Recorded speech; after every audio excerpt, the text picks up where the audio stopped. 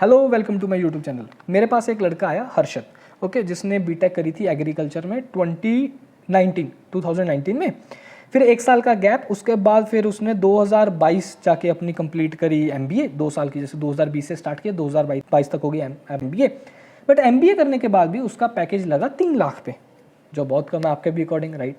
फिर उसने 1 साल वहाँ पे स्पेंड किया, और जो वो काम कर रहा था एमबीए के टाइम पे जिस कंपनी के लिए, वो सप्लाई चेन का काम था। सप्लाई चेन मतलब इट्स सिंपल वर्ड्स में वो 3 सेक्टर में डिवाइड होता है, परचेज, फिर मैन्युफैक्चरिंग, फिर उसके बाद सेल्स एंड डिस्ट्रीब्यूशन। अभी इसके अंदर पैकेजिंग भी इंक्लूड हो जाती है, ट्रांसपोर्टेशन भी इंक्लूड हो जाती है जब सेल्स करते हो। तो उसमें साइकिल्स होते हैं जो वो खुद सारे मैनेज कर रहा था एक कंपनी के लिए, जिसकी एक छोटी सी ईआरपी थी, ओके जी। बट वो आईटी कंपनी नहीं थी, अब उसको आईटी कंपनी में आना है, तो उसने बहुत सारी रिसर्च करी। उसने मुझे खुद बताया, मैं आपको बता रहा हूँ कि लोग यहाँ लेवल तक जब रिसर्च करते हैं ना, तो मुझे बहुत मजा आता है, सो दैट मुझे पता चलता है कि वो कहाँ तक रिसर्च करके आया।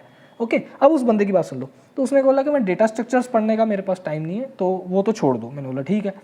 फिर उसके बाद सेल्स फोर्स, तो उसने एक बात ऑब्जर्व करी जो बिल्कुल सही है, कि जो सेल्स फोर्स पे लेवल, फ्रेशर लेवल पे लोग जो कोर्स कर लेते हैं कॉलेज लेवल पे, देखो ये टूल बेस्ड जो होते हैं ना, यहाँ पे फ्रेशर बहुत मुश्किल से घुसते हैं। आपको भी पता है कि इंडिया में कोई भी कंपनी हो, या तो वो ओपन सोर्स में जाता है फ्रेशर, या तो फिर बल्क हायर होता है, फिर उसको किसी न किसी टूल में ऐसे डाल देती है एमएनसीज। ओपन सोर्स में आपके पास ऑप्शन रहता है स्टार्टअप्स में, मिड साइज कंपनीज में जाने में। ऑफकोर्स उनके अलग बेनिफिट और रिस्क है, बट मैं बता रहा हूँ टूल बेस्ड में अगर जाते हो तो वो सिर्फ एमएनसी बेस्ड या एक अच्छी सर्विस बेस्ड कंपनीज होती हैं जो एमएनसी से थोड़ी सी कम, जो ही अफोर्ड कर सकते हैं tools, because they are license based. तो Salesforce is also among them. तो अभी क्या होता है, यहाँ पे फ्रेशर लेवल के लिए ना बहुत डिफिकल्ट होता है घुसना। ओके, लिंक्डइन पे पोस्ट डालते हो, मैंने देखा looking for a job in sales for admin. अरे भाई नहीं पॉसिबल है।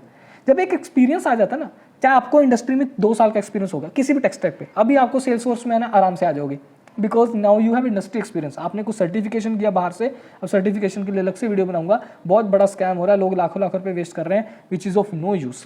ओके, तो अभी सेल्स फोर्स जैसे टूल में भी घुसना इम्पॉसिबल है। अभी नेक्स्ट उसने बोला कि मैं ओपन सोर्स कर लूँ क्या, फुल स्टैक का कोर्स कर लूँ।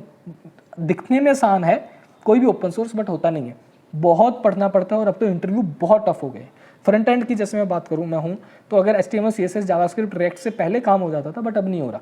अभी बहुत एक्सपेक्टेशंस हो गई हैं, टाइपस्क्रिप्ट भी आना चाहिए, पहले रिडक्स यूज़ हो रहा था, तो अभी रिडक्स टूल किट हो गया, रिएक्ट क्वेरी हो गया, बहुत कुछ हो गया। तो अभी बहुत ज़्यादा डीप में घुस रहे हैं कि आपको सच में आपने काम किया है नहीं, कि यूज़ केसेस के ऊपर घुस रहे हैं, एग्जाम्पल्स, प्रैक्टिकल एक्सपीरियंस, आपके इश्यूज जो आपने फेस करे, समझ रहे हो। तो अब तक मुझे आप बताइए कि आपको क्या समझा। आप अगर उसको सजेस्ट करोगे तो कौन सी फील्ड सजेस्ट करोगे। मैं बताऊं उसको, उसने स्टार्टिंग में क्या बोला था कि मैं कंपनी में काम करता हूं जो एक छोटा ERP चलाती है, जिसके अंदर परचेज, मैन्युफैक्चरिंग और सेल सब कुछ आता है, वो मुझे सब आता है। तो इसका मतलब क्या हुआ, उसको एक ERP कंपनी में जाना चाहिए। ERP कौन कौन सी कंपनीज है, SAP जो पहले नंबर पे आ जाता है, QAD ERP एक और है, फिर उसके बाद Oracle की एक ERP है, और ऐसे करके और भी Infor करके है ERP, ऐसे और छोटी छोटी ERPs हैं, बट छोटी ERPs में जाने का फायदा नहीं है।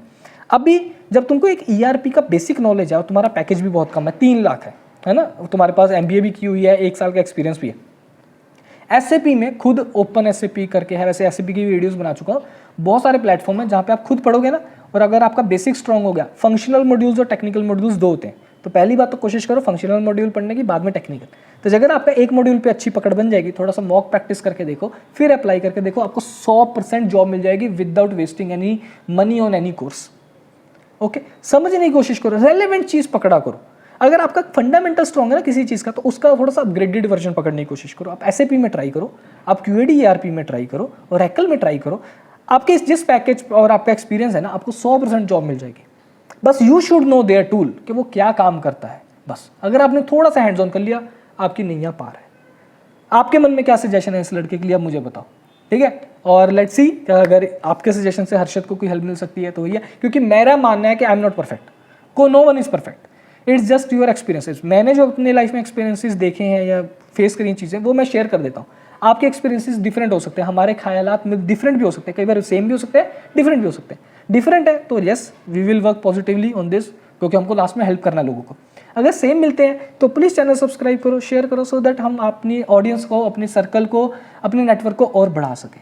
ठीक है जी, इस वीडियो में सिर्फ इतना ही। चलता हूँ, दुआ में रखना, चैनल सब्सक्राइब कर लेना, और पुरानी वीडियोस देख लेना related to your corporate everything. ठीक है जी, चलता हूँ, बाय बाय।